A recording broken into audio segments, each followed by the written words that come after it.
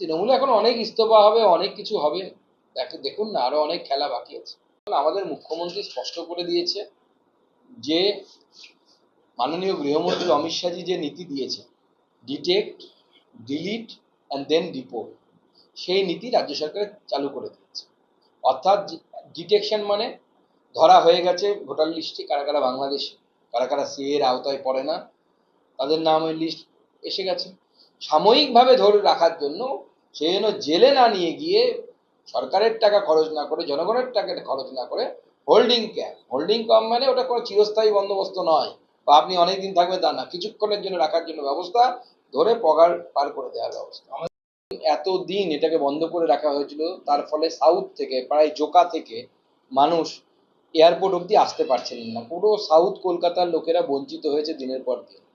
দেখলেন আপনারা নিজের চোখের সামনে যে মাত্র কত ঘন্টার কাজটা বাকি ছিল, মাত্র 300 মিটার 400 মিটার একটু পথ, রেলপথ, আজকে সেই কাজ সম্পন্ন হলো। এটাই হচ্ছে ডবল ইঞ্জিন সরকারের আনার সাফল্য, বাংলার মানুষের সাফল্য।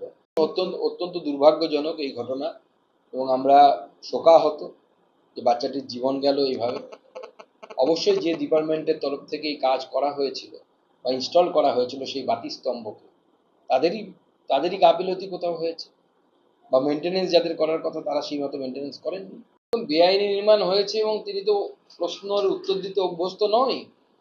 লোকে তো এরকমও বলে স্কুলেও নাকি মাস্টারমশাইরা তাকে প্রশ্ন করতো না, ওনাকে বেঞ্চে থাকলে পরের জনকে প্রশ্ন করতো, ওকে বাদ দিয়ে করতো আর কি। তো এই প্রথমবার জীবনে প্রশ্নের উত্তর দিতে হচ্ছে, সময় তো লাগবেই, সহজে তো উত্তর দিতে পারবে না, উত্তর দেওয়ার অভ্যেস নেই তো।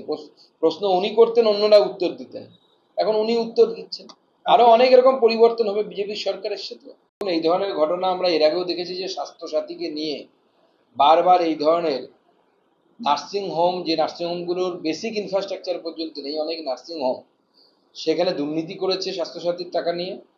এবং রুগীদের ধরুন কোনো একটা রোগ হয়েছে, তার যে প্রেসক্রাইব বিল বা যে পরিমাণ টাকা ওখানে বিল হওয়ার উচিত, তার থেকে আরো 4-5 রকমের বা 4-5 গুণ বেশি বিল দেখানো হয়েছে, এবং একাধিক রোগকে সেখানে এন্ট্রি করানো হয়েছে।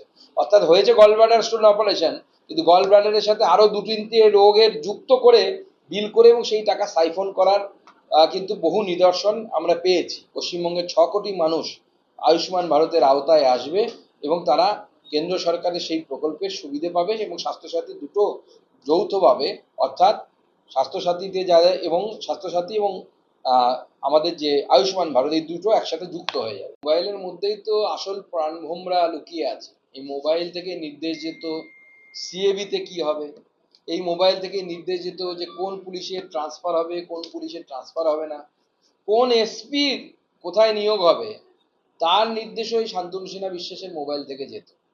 তো স্বাভাবিকভাবে সেই মোবাইল তো অত সহজে খুঁজে পাওয়া যাবে না, কারণ ওই মোবাইল ওই তৃণমূলের প্রাক্তন বিধায়ক যেরকম পুকুরে ফেলে দিয়েছিল, এও সেরকম কোনো পুকুরের মধ্যেই মোবাইল ফেলেছে।